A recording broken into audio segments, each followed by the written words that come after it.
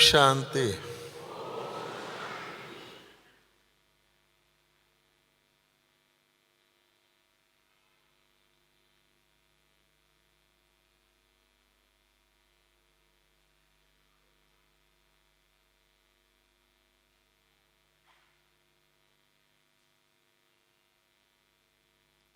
अगर किसी को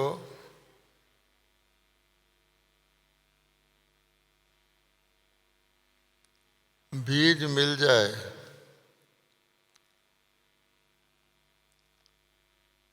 अर्थात उसको सारा वृक्ष मिल जाता है। बीज बहुत छोटा होता है लेकिन सबसे ज़्यादा मूल्यवान होता है। हम सब सारी दुनिया की जितनी भी आत्माएं हैं, जितनी भी आत्माएं अब तक हुई हैं, सतयुग से लेकर देवी देवताओं से लेकर धर्म स्थापकों तक, ऋषि मुनियों तक, फिर नीचे आ जाओ तो साइंस वालों तक, डॉक्टरों तक, चाहे वो नेता हैं, धर्म नेता हैं, राजनेता हैं, जितनी भी आत्माएं हुई हैं वो सब रचना है और उनको रचयिता का पता नहीं है। केवल और केवल संगम युग पर खुद रचयिता ने ढूंढ ढूंढ कर अपने बच्चों को निकाल के इकट्ठा किया और वो कहाँ बैठे हैं? डायमंड युग में,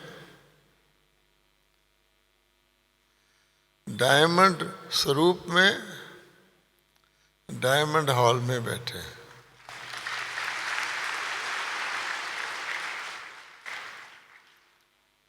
तो सारा शुक्रिया किसको जाता है?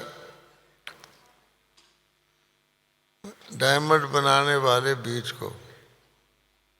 तो इसलिए आज हमारा विषय ये है कि उस एक का इतना शुक्रिया अदा करें, इतना शुक्रिया अदा करें, इतना शुक्रिया अदा करें कि फिर भी जो कुछ उसने हमें दिया है हम अदा नहीं कर पाएंगे, फिर भी इकट्ठे मिल कर के करेंगे, कुछ तो पहुंचेगा ही। इसलिए कहा गया है एक नामी। अब एक नामी में सब कुछ आ जाता है। वो कौन सा एक? जो सचमुच हमारी सब इच्छाएं, तो क्या इच्छाएं पूरी करके अपनी तरफ से हमें ऊंचे से ऊंचा बना रहा है। मैं आपको कह दूं नया साल मुबारक हो, है जी, I wish you happy new year, तो आप क्या कहेंगे?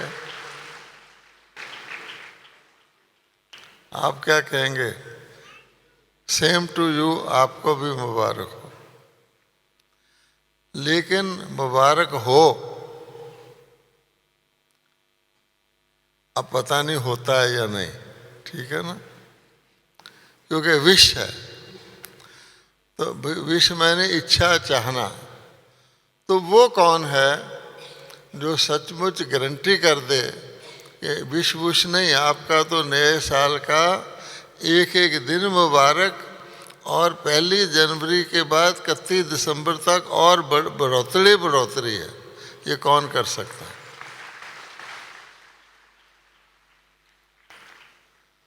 दुनिया में लोग क्या चाहते हैं?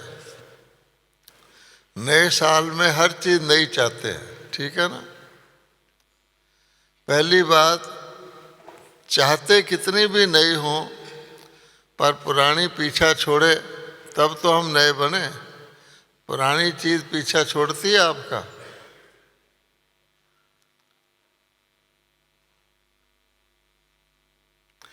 कहते हैं कि गंगा नदी बह रही थी और उसमें कंबल बहता हुआ जा रहा था। तो एक लालची आदमी था, उसने छलांग लगाई कि मैं कंबल को पकड़ लूं। तो वो था रीछ। रीछ ने उसको पकड़ लिया। अच्छा, अब उसका दोस्त बोले भी आजा कंबल लेके वापस, नहीं तो छोड़। कहता है मैं तो कंबल को छोड़ता हूं पर कंबल मुझे नहीं छोड़ रहा। इसी प्रकार से हम कितना भी नया बनना चाहें, पुरानी चीज तो पुरानी रहेगी। तो हमारे को बाबा ने समझा दिया कि 63 जन्मों के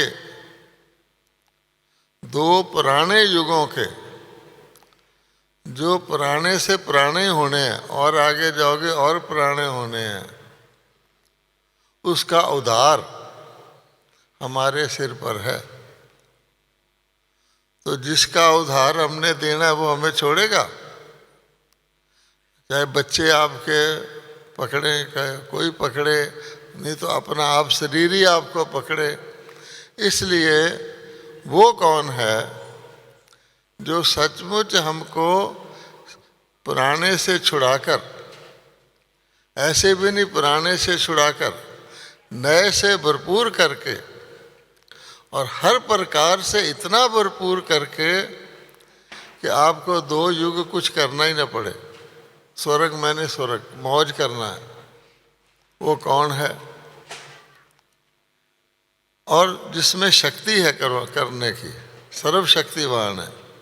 इसलिए हम कहते हैं एक नामी में सब कुछ आ जाता। क्यों?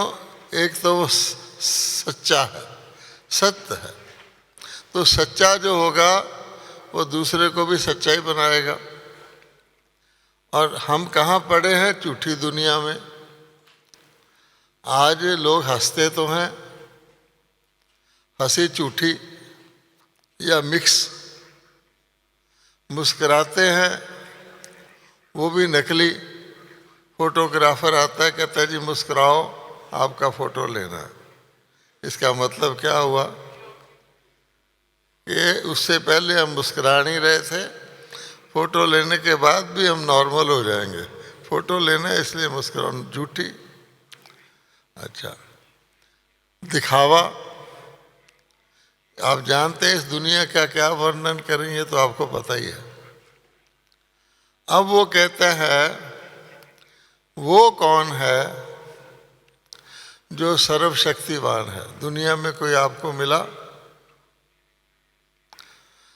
वो कौन है जो तीनों कालों को जानता है, हमारा भविष्य भी जानता है, हमारा पीछा भी जानता है, आगे भी जानता है? वो कौन है जो सबसे सुंदर है? कि दुनिया में मनुष्य क्या चाहते हैं? मैं सदा हेल्दी रहूं, सदा वेल्दी रहूं, सदा हैप्पी रहूं, मेरी आयु भी पूरी हो और मैं सुंदर भी हूं।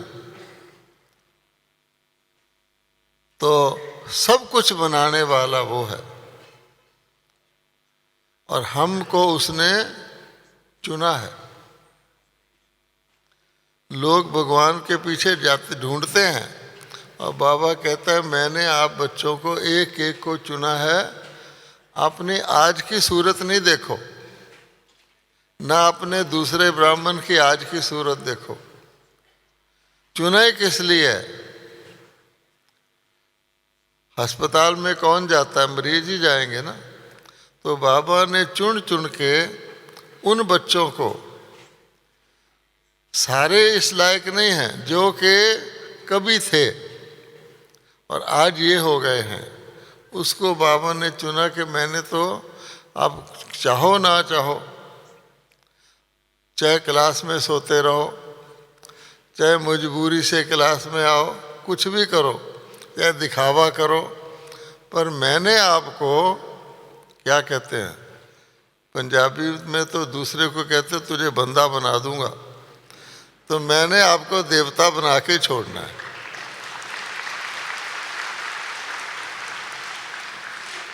दुनिया में तो बंदे भी नहीं हैं। अच्छा, अब आप सोचो, एक पिता है, उसके कोई संतान नहीं है, उसके पास इतनी प्रॉपर्टी है, इतनी प्रॉपर्टी है, इतनी है, सारी दुनिया को दे सकता है। अब वो क्या ढूंढेगा? वो कहेगा कोई मिल जाए, किसी को मैं गोद का बच्चा ही बना लूं, उसको मैं कम से कम मेरी जायदाद तो संभाल ले। क्यों? कि जिसके पास जो चीज़ होती है देने के लिए, वो अपने लिए नहीं होती। अब मान लो परमात्मा सर्वशक्तिवान है, इससे बड़ी चीज़ क्या हो सकती है? हर चीज़ की उसके पास शक्ति है, लेकिन उसकी सर्वशक्ति उसके अपने लिए है या दूसरों के लिए है? सोच के बताओ। परमात्मा सर्वशक्तिवान है, उसकी जो सर्वशक्तियाँ किसके लिए हैं? उसके अपने लिए हैं या दूसरों के लिए हैं? हमारे लिए हैं। ये बात खास नोट करने की है। सूरज के पास इतनी रोशनी है, सारी दुनिया दिन चढ़ जाता है। सूरज के पास इतनी ऊर्जा यानी गर्मी है, शक्ति है, किसके लिए है? क्या सूरज खुद यूज करता है या दूसरों को देता है? क्यों जी? सूरज खुद यूज करता है या दूसरों को देता है? अपने लिए तो नहीं है। अच्छा, पेड़ में अनेक फल लगे हुए हैं, आम लदे हुए हैं, आम से भरा हुआ, पके हुए खुशबूदार रंगदार आम लगे हुए हैं, किसके लिए हैं? आम पेड़ खाएगा या दूसरे खाएंगे? हमारे तो कहावत है, नदी अपना जल नहीं पीती, पेड़ अपना फल नहीं खाते। तो कोई भी चीज़ जिसके पास है अपने लिए नहीं है। ये कुर्सी आराम देती है, अपने को नहीं देती, दूसरे को देती है। इसलिए भगवान कहता है कि मेरे को तो इतनी मेरी जायदाद, सारी दुनिया को मैं स्वर्ग में भेज सकता हूँ, और मेरे बच्चे क्या कर रहे हैं? मांग रहे हैं, भक्ति कर रहे हैं, ढूंढ रहे हैं।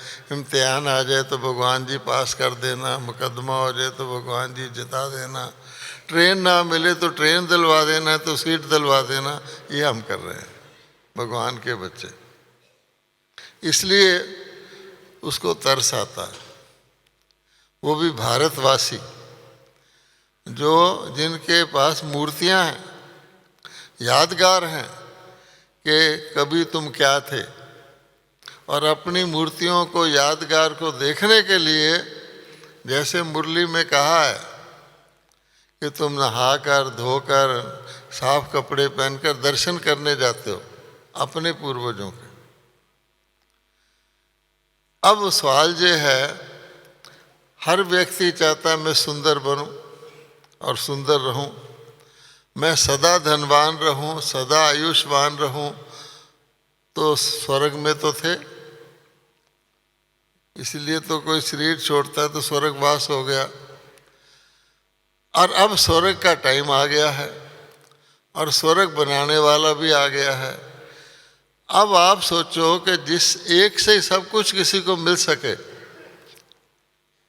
सब कुछ, और घर बैठे वो कहता आपको जाने की भी जरूरत नहीं, मैं परम धाम से, बाप है, तरस पड़ता है, इतनी दूर से रोज आपके घर आके आपको पढ़ाता हूँ, और आप पढ़ते नहीं हो, नखरे करते तो लाड प्यार करके पढ़ाता हूँ, नहीं नहीं बच्चा थोड़ा पढ़ ले।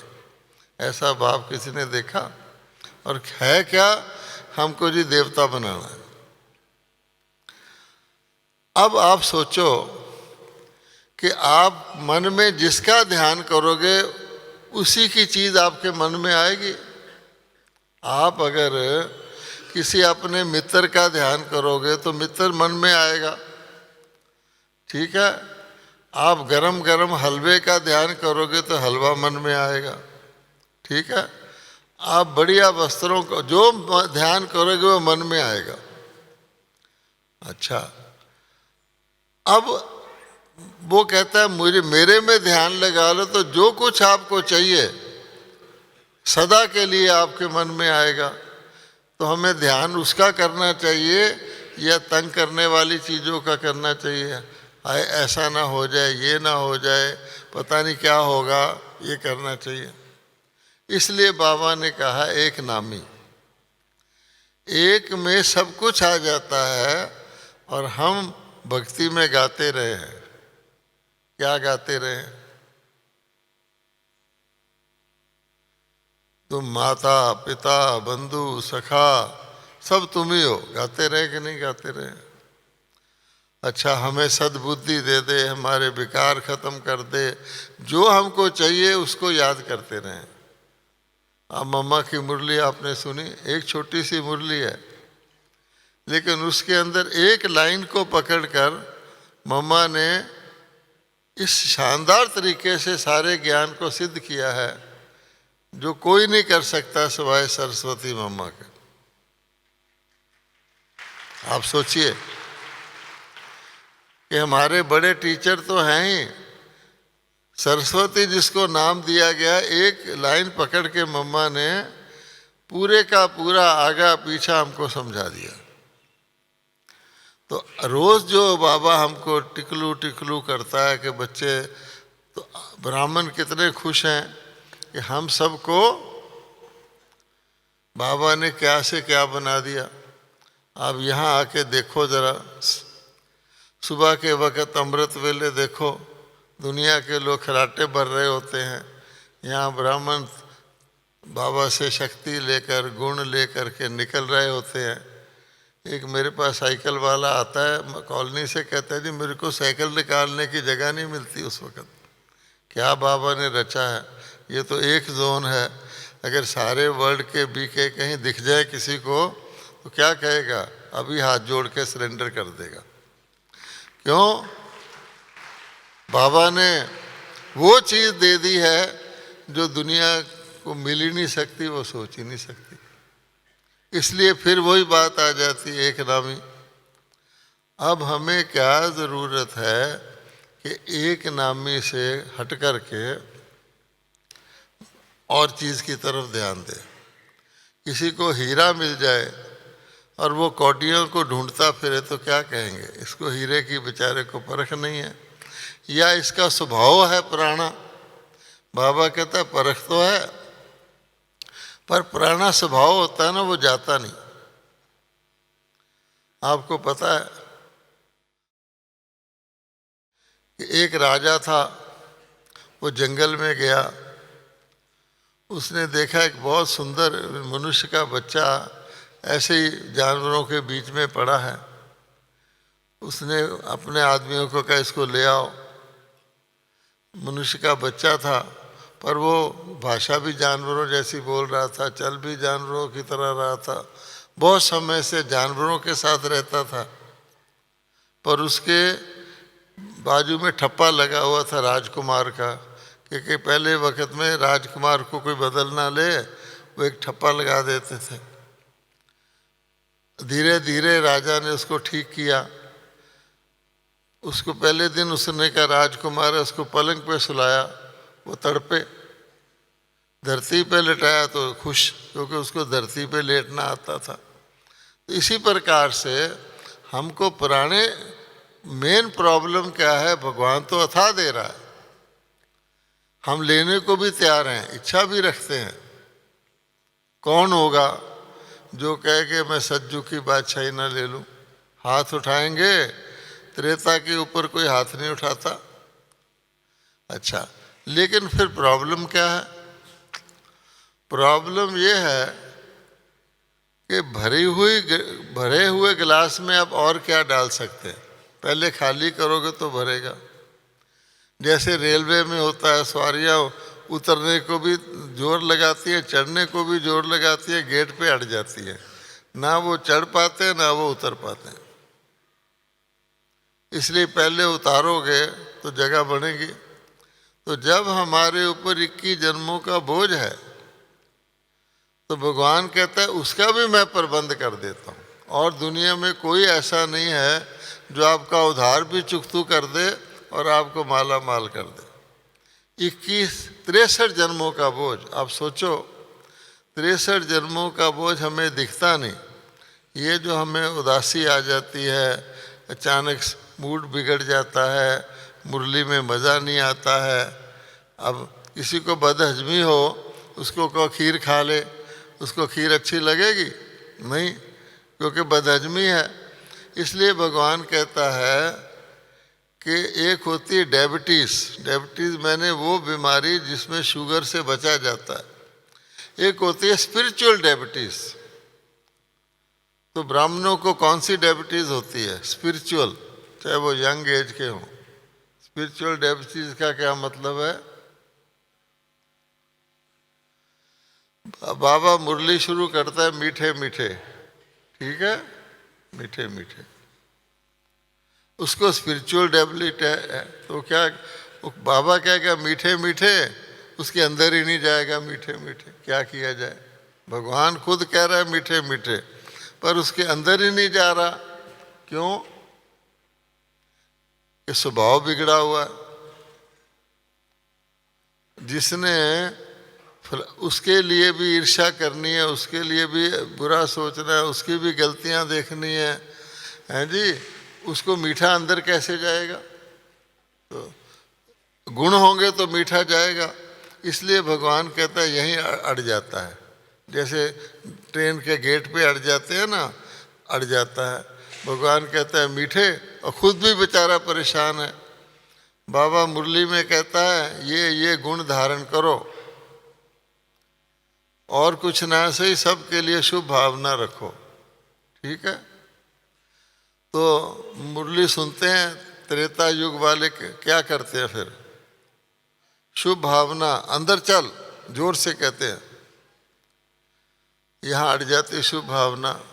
अच्छा, अहंकार बाहर आ, तो वो अहंकार बाहर नहीं आता, शुभ भावना अंदर नहीं जाती, अड़े हुए हैं। कि शुभ भावना कैसे जाएगी जब अहंकार बाहर नहीं आएगा? इसलिए बाबा कहता है कि ये इससे टेंशन हो जाता है ब्राह्मणों को कि मैं चाहता हूँ अंदर चल, वो बाहर आ, ना वो बाहर आता ना वो अंदर जाता है, मैं क्या करूँ? इसको कहा जाता है युद्ध करने वाले योद्धा, त्रेता युग के क्षत्रिय। तो बाबा कहता है चेक करो। क्या चेक करो? कि कभी कभी मुझे जोश तो नहीं आता। एक होता है कभी कभी का जोश। वो क्या होता है? मान लो अव्यक्त बाप दादा शाम को आएंगे, हम एक तो कागज़ पे मुरली पढ़ सुन लेते हैं, आजकल और तरीके से सुन लेते हैं। जब अव्यक्त बाप दादा सामने सुनाएगा तो अच्छी तरह ख्याल आएगा। बाबा कहेगा बच्चे मैं छोड़ी। अच्छा, टाइम ऐसा है, मैं देख रहा हूँ कई सो रहे हैं, सोने देना, उनको अच्छा लग रहा है, रात को सोए नहीं होंगे, अच्छी बात है। साथ वाला जगाना नहीं भाई किसी को अपने साथ देखे।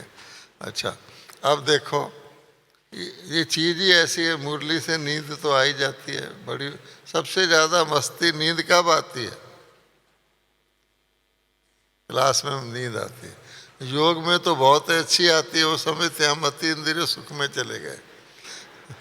जब गर्दन दूसरे के ऊपर लटकती तब पता लगता है कि कहीं और गए हुए हैं। अच्छा, मुरली में भी आ जाती है।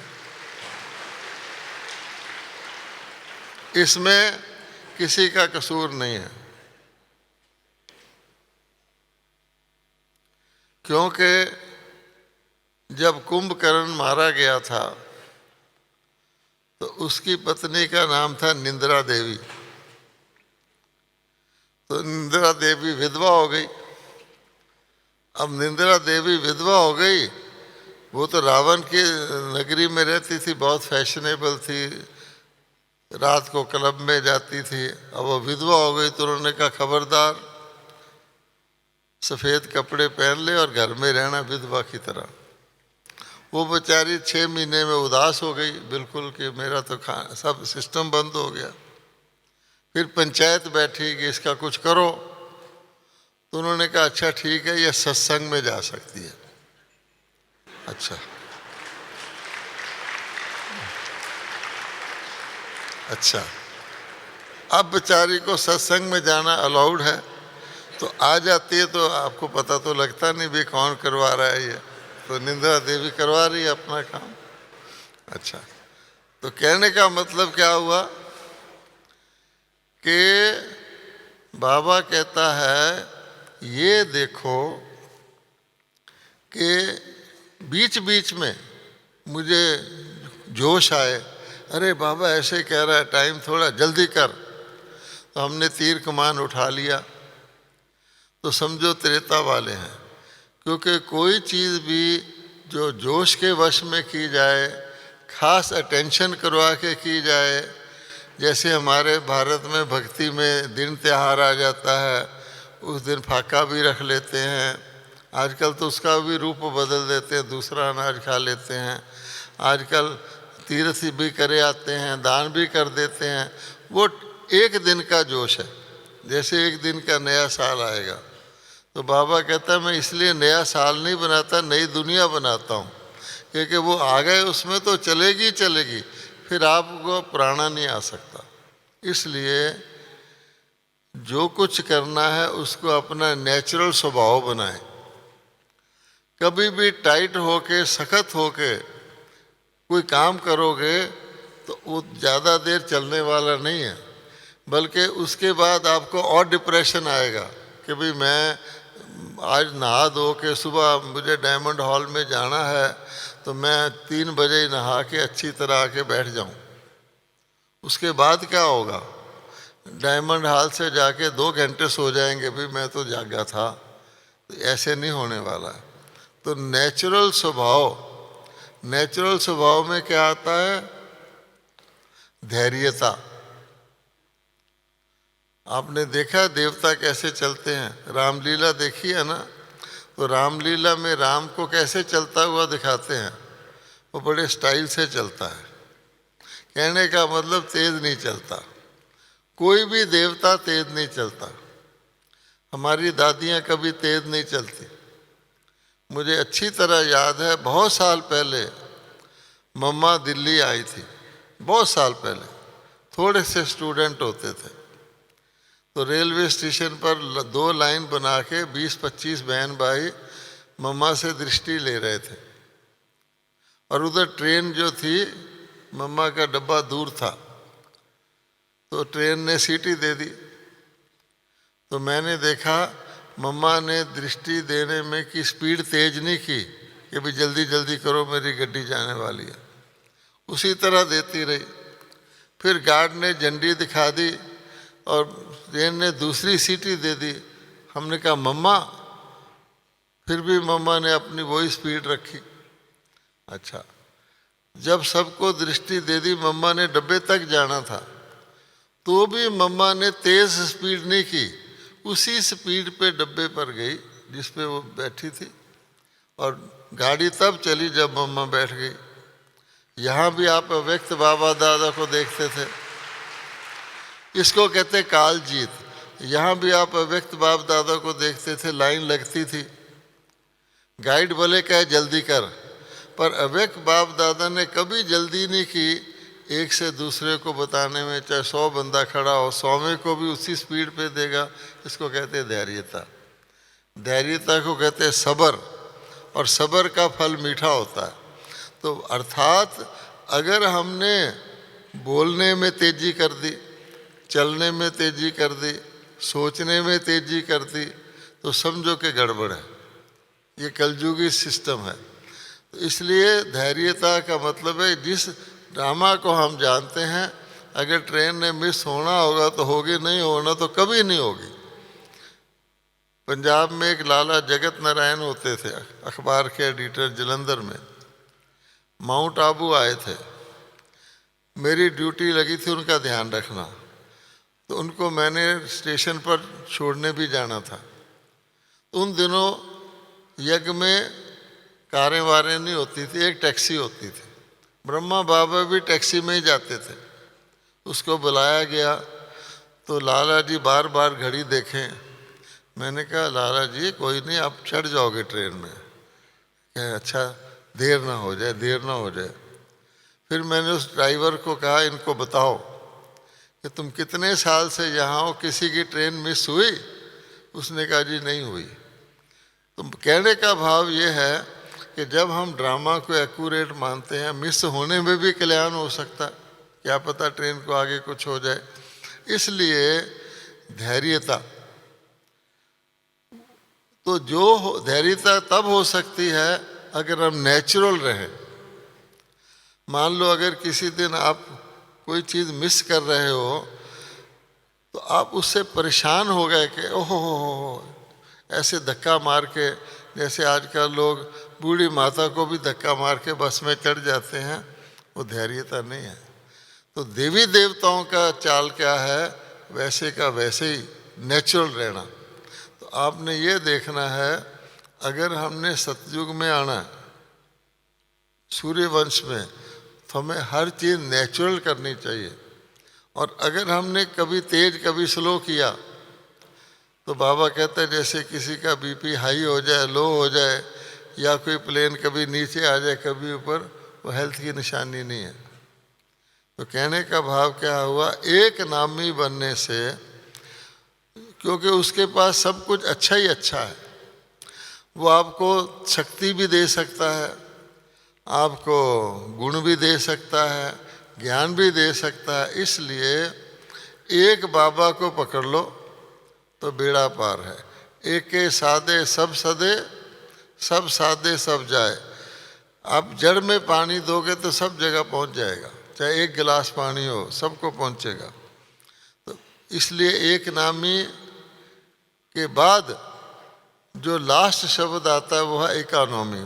वैसे उसमें 5 शब्द हैं। एक नामी के लिए आपको क्या करना पड़ता है, एकाग्र। अच्छा, एकाग्रता भी अचानक आप कहें आज मैं एकाग्र हो जाऊं तो बड़ी मेहनत लगती है। इधर से संकल्प समेट, इधर से समेट। आजकल एकाग्र व्यक्ति तब होता है जब बहुत मजबूरी हो, नॉर्मल एकाग्र रहता ही नहीं, या बहुत लोभ हो पर कोई फायदे की चीज़ हो तब सदा एकाग्र। फिर उसके लिए क्या कहते हैं, एकांत। एकांत का ये मतलब नहीं मैं अकेला जाके अपने कमरे में बैठ जाऊं, सारी सभा के अंदर बैठे हुए मैं अपने आप से अपना मतलब रखूं, इसको कहते हैं एकांत। मुझे कोई चीज़ डिस्टर्ब ना करे। वो तब हो सकता है अगर आपका ध्यान एक ही तरफ हो, फिर आपके आले दुआले का पता नहीं लगेगा। उसके लिए चाहिए प्रेम। अगर परमात्मा से अति प्रेम है तो आपको ना ठंड लगेगी, ना गर्मी लगेगी, ना फील होगा। नेचुरल प्रेम आपको चलाएगा। एक बार हम मम्मा को लेने रेवाड़ी गए थे, मम्मा की ट्रेन आनी थी। मैं और मेरा भाई था। रात के 2:30 बजे हम पहुंच गए दिल्ली से ट्रेन लेकर। इतना मोटी पानी की धार थी, ठंडा पानी था। हमने स्नान कर लिया, हमें पता ही नहीं लगा कि ठंडा पानी है या धार है, क्योंकि मम्मा आ रही है। इसलिए आप देखोगे जब आपको कोई लगन होगी आपको पता ही नहीं लगेगा। इसलिए एकांत का ये मतलब नहीं है, इसके गहरा मतलब है एक के अंत में रहना। उसको ध्यान में रखना तो पता ही नहीं लगेगा भगवान है। फिर एक रस कहते हैं। अब एक रस मैंने एक रस स्थिति। एक रस का ये भी मतलब नहीं कि आप ढीले की स्थिति एक रस रखो, चढ़ती कला में एक रस रहो। वो तब हो सकता है अब एक से ही सभी रस लेंगे, नहीं तो खट्टा मीठा करेंगे तो फिर दुनिया में भी अच्छा नहीं लगता। अभी खीर खा ली, अभी गोलगप्पे खा लिए, आजकल तो लोग करते हैं, फ्री में मिलता है ना, पार्टी में जाते हैं, खीर खा लो, गोलगप्पे खा लो, चाय पी लो, आइसक्रीम खा लो। आज मनुष्य यही कर रहा है। तो एक रस, और तब जाके आती है लास्ट जो हमारा आज का विषय इकोनॉमी। अब अगर आपको ये पता लग जाए कि मेरा श्वास, मेरा संकल्प, मेरा बोल, मेरी हर चीज़, जरा सी चीज़ भी भगवान हीरे में बदल सकता है। आपके अखबार की रद्दी को भी भगवान हीरे में बदल सकता है। हम तो सोचते थे रद्दी है, लेकिन रद्दी बेचकर, भारत का वाइस प्रेसिडेंट ने मुझे बताया था कि मेरी माँ ने रद्दी बेचकर मुझे पढ़ाया, तो रद्दी भी काम आ जाती। तो भगवान कहते मैं तो तुम्हारा हर चीज़ सफल करता हूँ। तो जब ऐसा मौका हो तो फिर व्यक्ति को अपने इकोनॉमी हर चीज़ की, इधर से करूँगा तो बाबा के काम में लगेगी। पहली बात तो यह है समय की और संकल्प की इकोनॉमी। संकल्प से ही समय बनता है, संकल्प संकल्प संकल्प समय बनता है, समय से हमारी आयु बनती है।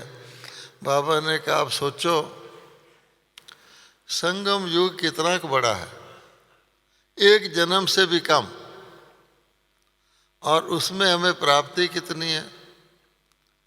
कर्मों की गति तो कहती है ये कर्म कर ये फल पा, ये कर्म कर ये फल पा।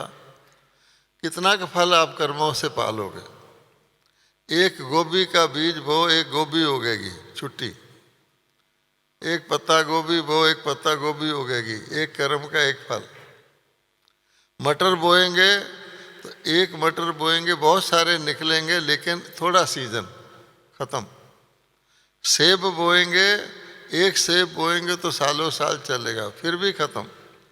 ऐसा कोई कर्म है जो संगम की तरह करो तो आपको 2 युग तक उसकी प्राप्ति हो, वो भगवान हमसे करवाता है। स्पिरिचुअल क्यों कि ये कर्म ईश्वरीय कर्म है। पहला कर्म के हम आत्मा हैं। ये दुनिया सारी घूमे आओ, किसी को पता नहीं हम आत्मा है, देवताओं को भी पता नहीं। तो आत्मा में आप अविनाशी हो, कभी ख़त्म नहीं होते, ना आपकी मृत्यु होती है। कितनी बड़ी ज्ञान है, उसमें आप सब कुछ भर सकते हो। ये दूसरा कदम, और भर भी सकते हो, दूसरे से भी भरवा सकते हो। देवता जो बन गए, आपको मौका है, आप दूसरे को बना के जितने को बना लोगे उसका भी शेयर आपको मिल जाएगा।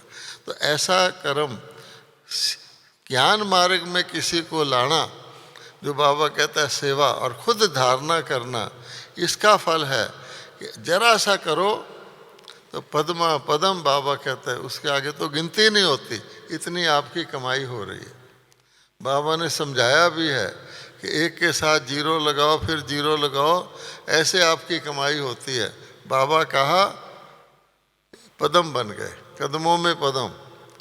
तब बाबा कहता है फॉलोअर, हम गुरु के चेले की तरह फॉलोअर नहीं है, पर बाबा को फॉलो करते हैं, अर्थात बाबा के साथ कनेक्ट रखते हैं। इतनी ज़बरदस्त कमाई हमारी हो रही है। उसमें कौन होगा जो इकोनॉमी नहीं करेगा। फिर भी हमने देखा है कि बहुत जल्दी सहज किसी को मिल जाता है, उसकी वैल्यू नहीं रहती, या व्यक्ति लापरवाह हो जाता है, या व्यक्ति दूसरे को देखता है कि इससे तो मैं अच्छा हूँ। मान लो आप पंजाब से आए हैं, आप पंजाब के सब भाई बहनों में मिलकर अपने को देखेंगे कि मैं कहाँ हूँ इसमें। वो भी जब इकट्ठा संगठन होगा तो सारे पंजाब का देखेंगे, नहीं तो अपने सेंटर का ही देखेंगे, जिनसे तो मैं अच्छा हूँ। अब बाबा कहता है हमको सारी दुनिया के ब्राह्मणों में से, आप जाके ऑस्ट्रेलिया में देखो, न्यूजीलैंड में देखो, इतनी ठंड पड़ती है, उनको भाषा भी नहीं आती, वो कैसे हर नियम को फॉलो कर रहे हैं। तो उनको भगवान नंबर देगा कि नहीं देगा, या हमें देगा? घर में भगवान है। इसलिए बिल्कुल वो प्राप्ति को देखते हुए हम अपना शब्द वेस्ट करें। बाबा कहते दुनिया भर की खबरें लेते रहो, ब्राह्मण परिवार की खबरें लेते रहो, क्या फ़ायदा है? पहला ज्ञान ये है कि मुझे क्या सुनना है, क्या बोलना है, क्या देखना है। क्योंकि देवता जो होते हैं इसीलिए देवता है कि जितना उनको बोलना उतना ही बोलेंगे, जितना सुनना उतना ही सुनेंगे, जितना देखना उतना ही देखेंगे। और हम बात 2 शब्द की है, उसको 100 शब्द में बोलेंगे, तो बाकी तो वेस्ट गए। सुनना थोड़ा सा ही है, सुनाने वाला सुना रहा है, इधर की उधर हम सुन रहे हैं। देखने में भी ऐसा ही है, तो फिर ना हम दृष्टि ले सकते हैं ना दे सकते हैं। तो इतने सारे ढेर सारे में इतना हीरा पड़ा है, आपका गायब हो जाएगा। इसलिए ख़ास तौर पे पैसे का ध्यान। इकोनॉमी तो हर चीज़ की है, पर आजकल दुनिया में पैसे को लोग वैल्यू देते हैं, पैसे को वैल्यूएबल समझते हैं, और चीज़ को वैल्यूएबल नहीं समझते। मान लो आप सबको कहा जाए आपका वज़न दुगना कर दें, कोई देवता आए यहाँ और कहे आप सबका वज़न दुगना करने को तैयार हूँ, कौन हाथ उठाएगा? आज के ज़माने में कोई उठाएगा कि मेरा वज़न दुगना कर दो? कोई उठाएगा? नहीं, लोग तो घटा रहे हैं वज़न। अच्छा ठीक है, आप कोई कहे आपका पैसा दुगना कर दें तो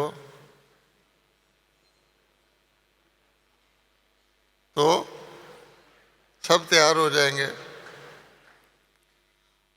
है दोनों ही वज़न, ये शरीर का वज़न है, वो बुद्धि का वज़न है।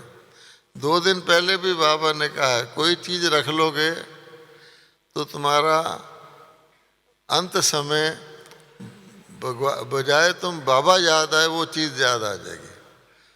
तो हम सुनते हुए भी वो कहते हैं तुमको सब कुछ मैं दे रहा हूँ, ड्रामा में तुम मेरे बच्चे हो, मेरे बच्चों से ज़्यादा मैं किसका ध्यान रखूँगा? हर बाबा का बच्चा भरपूर है, फिर भी बिना मतलब के ना ज़रूरत के आप कोई चीज़ रख ले तो मेरे वक़्त पे काम आ जाएगी।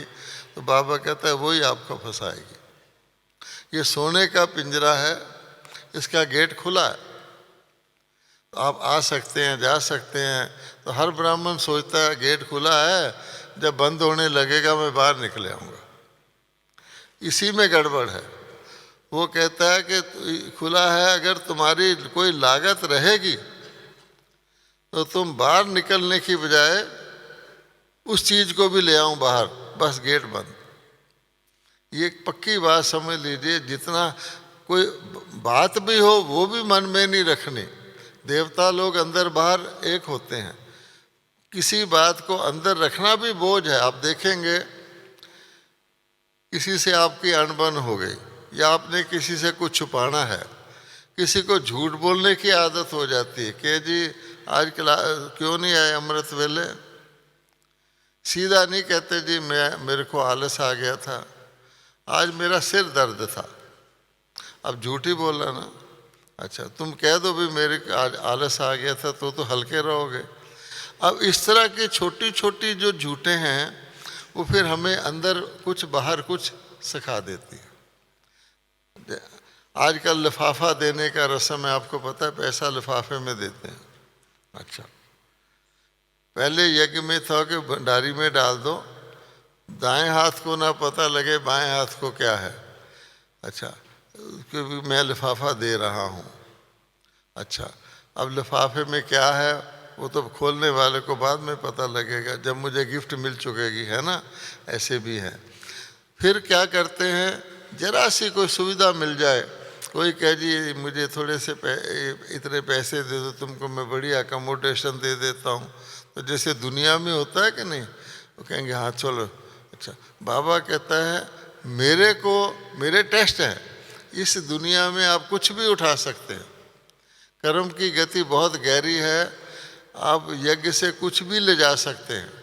जो आपको सतयुग में मिलना है यहाँ ले सकते हैं। लेकिन ये याद रखें, मेरे पास कोई चीज़ है, मैं यज्ञ में देता हूँ कलयुगी चीज़, तो मुझे जन्म जन्मांतर के लिए उसकी सतयुग में प्राप्ति होती है। मुझे याद है, मेरा स्कूटर एक्सीडेंट हुआ था पंजाब में, तो किसी ने कहा अब स्कूटर नहीं चलाना, कार ले लो। मैंने बाबा को लिखा कि बाबा ऐसे मेरा स्कूटर एक्सीडेंट हुआ है, तो किसी ने कहा कार ले लो, हमारी कंपनी से कार उन दिनों आसानी से मिल जाती थी। बाबा ने कहा बच्चे खुशी से ले लो। अच्छा, मैंने भोग लगवाया, कार ले ली। अब मुझे पता लगा कि कार के नुकसान क्या होते हैं। अच्छा, पहले मैं चंडीगढ़ आया। पहले तो मैं बस में आता था, सब कहते आओ भ्राता जी। अब कार में आया तो उन्होंने कहा ये तो कार वाला है, दूर खड़े हैं, आओ भ्राता जी। अच्छा, फिर मैं प्रदर्शनी समझाने गया तो थोड़ी देर बाद मुझे ख्याल आया कोई बच्चा कार को पत्थर से रगड़ ना रहा हो। मैं बाहर आ गया, फिर देखा ठीक है, फिर गया, फिर मैंने कहा बच्चा रगड़ना, तो मैंने कहा तो मुसीबत हो गई। अब फिर उसको खुद चलाऊं, ड्राइवर बन के चलाऊं, पाइप से धुलाई करूं उसकी। मैंने कहा ये तो और मुसीबत हो गई। फिर मैं सब्जी खरीदने जाता था 4 दुकानों से पूछकर। अब कार में जाऊं तो मैं कहूँ भैया कम करके जी, आपसे ही तो कमाना है। अब मैं कार दूर खड़ी करके सब्जी लिया करूं। अच्छा, मैंने सोचा तो मुसीबत ले ली मैंने। अच्छा, तो फिर मैंने बाबा को लिखा कि बाबा मैं कार बेचना चाहता हूँ, इसमें तो मेरे को डिस्टर्बेंस ही। बाबा ने कहा बच्चे बेच दो, तुम्हें विमान मिलेगा। अब सोचने की बात है, तजुर्बा करवा दिया कि कार क्या होती है। हमने गौर से देखा कि कलयुग की कोई भी चीज़ आप ले लोगे वो तो बड़ा ज़बरदस्त बंधन साथ है। अब मम्मा ने कहा है हर चीज़ यहाँ कर्म बंधन में बांधने वाली है। अब आप सोचो कि अगर हम धन का सदुपयोग नहीं करते, उसमें इकोनॉमी नहीं करते, या कोई नाजायज़ तरीके, कहते हैं रिश्वत लेने वाला तभी लेता है अगर देने वाला देने को तैयार हो। तो हम दें ही क्यों, हम पवित्रता को रखें, थोड़ी सी तकलीफ सहन कर लें, उसमें क्या है। इसलिए आत्मा को इंडिपेंडेंट करने के लिए, यानी जिसमें आत्मा शरीर से अलग हो जाए जल्दी से, उसके लिए हमको मेहनत करनी है। और यही हमारे को इकोनॉमी करनी है कि कुछ भी है, समय भी मेरा बचे, संकल्प भी मेरा बचे, और ऐसे काम में लगे जो अन्य को भी उससे लाभ हो। अगर हम एक जना गलती करता है, दूसरा उसको देख के कहता है इसने भी तो करी है, तो उसको पता ही नहीं लगता फॉलो फादर क्यों कहा हुआ है। फॉलो फादर कहा हुआ है, फॉलो ब्रदर सिस्टर नहीं कहा हुआ। पर हम आसानी से बड़ा भी तो कर रहे हैं, बड़ों में भी गलतियां हो सकती है, तो हमने गलती थोड़ी कॉपी करनी है, बड़ों की अच्छी चीज़ तो कॉपी करते नहीं। सार ये है, सब चीज़ का लाख दुखों की एक इलाज है। बाबा एक नामी रहो, एक को याद करो, चलते फिरते तो हमारे विक्रम विनाश होंगे, और वो होंगे तो हम हल्के होंगे, हल्के होंगे तो हमारे अंदर गुण धारण होंगे। नहीं तो गुण धारण होना भी चाहते हैं हम, करवाना भी चाहते हैं, पर अंदर अगर अवगुण देखने की बात हो जाएगी तो दिक्कत होगी। सार में एक होता है ज्ञान, ठीक है, हम सब ज्ञानी हैं, इसमें तो कोई शक नहीं। अच्छा, ज्ञान में क्या होता है, ये ठीक है, ये गलत है, ये अच्छा है, ये बुरा है, ये पुण्य है, ये पाप है, इसको कहते हैं ज्ञान। अच्छा, आपको ज्ञान हो गया, सबको ज्ञान है। कौन बीके होगा जिसको ये ज्ञान नहीं होगा ये गलत है, ये ठीक है। अब उसके बाद अगला स्टेप क्या होना चाहिए कि ठीक को मैं रखूं, गलत को छोड़ दूं। वो क्यों नहीं होता? जब हमको पता है इसमें मेरा फ़ायदा है, इसमें मेरा नुकसान है, फिर भी नुकसान वाली चीज़ मैं क्यों करता हूँ? इसलिए ज्ञान होना एक चीज़ है, लेकिन जिसको त्यागना है और जिसको धारण करना उसकी शक्ति चाहिए। आज भी मम्मा ने कहा है कि कलयुगी लोगों को पता है लेकिन उसको छोड़ने की शक्ति नहीं है। इसलिए एक तो छोड़ने के लिए उसका बोझ घटाएं, बाबा से ने कहा योग लगाओ, पिछला भस्म करो। दूसरे एक और चीज़ है जिसको हम कहते हैं विजडम। एक होती नॉलेज, एक होती विजडम। जो सरस्वती को कहा गया गॉडेस ऑफ विजडम, और बाबा ने कहा वो ब्रह्मा की बेटी है। ब्रह्मा मीडियम है, ज्ञान शिव का है, तो शिव बाबा ने हमको विजडम दी है। विजडम का क्या मतलब होता है? अच्छे बुरे में जाना ही नहीं, क्या करना है, सिर्फ अच्छा ही अच्छा। उसका भी फार्मूला बाबा ने बताया कि और कुछ ना करो, सबके लिए शुभ भावना, शुभ कामना शुरू कर दो। ये नहीं देखना ये बंदा कौन है, वो खराब है, अच्छा है, क्या वो होगा। हमने शुभ भावना करनी, आपके लिए तो शुभ हो जाएगा। और दूसरे की भी गलती नहीं देखोगे, वो अभी आपसे कोऑपरेट करेगा। अगर उसको कह दिया तू ये गलती करता है, वो खड़ा हो जाएगा, वो आपकी 10 गलतियां निकाल लेगा। इसलिए विजडम मीन्स जो मुरली में आता है उसको ऊपर, आज की मुरली आज फॉलो कर लो, कल की कल। बस इतना ही प्रोग्राम हम बनाएं कि जो मुरली में आता है आज उसको अच्छी तरह धारण कर लें जितना हो सकता है, कल दूसरी आ जाएगी। तो आप देखेंगे कि इकोनॉमी भी हो जाएगी। और मुरली मीन्स, बाबा ने कहा है कि बच्चे मुरली को मिस नहीं करना, लापरवाही से नहीं सुनना, क्योंकि इसमें मैं रतन देता हूँ। ओम शांति।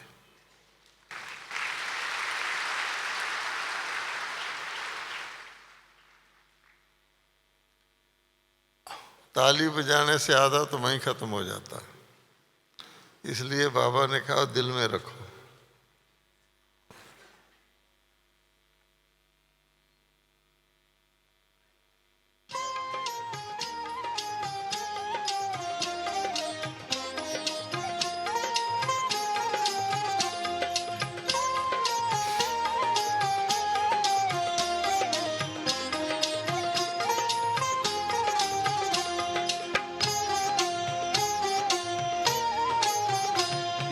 तुमसे ही प्यार करूं बाबा, एक तुमसे ही प्यार करूं बाबा, एक तेरे ही गुण गाऊं, एक तेरे ही गुण गाऊं।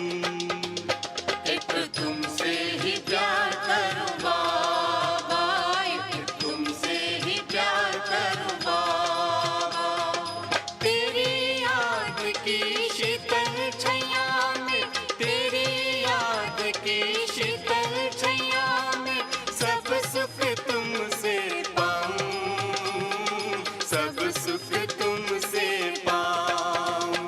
एक तुमसे ही प्यार करूं बाबा, बस तुमसे ही प्यार करूं बाबा।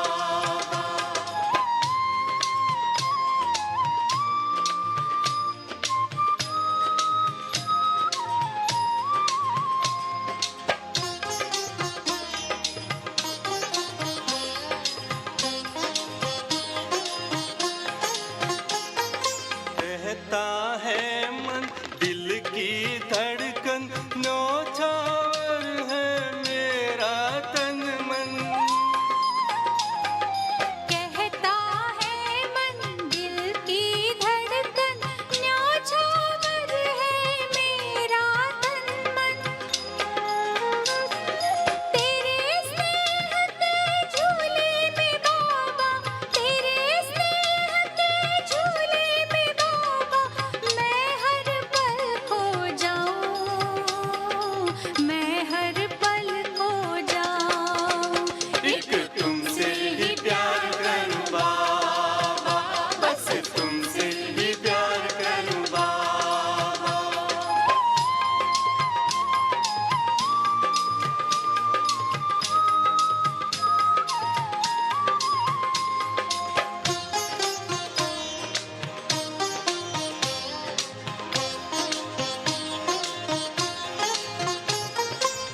मुझको तेरा प्यार मिला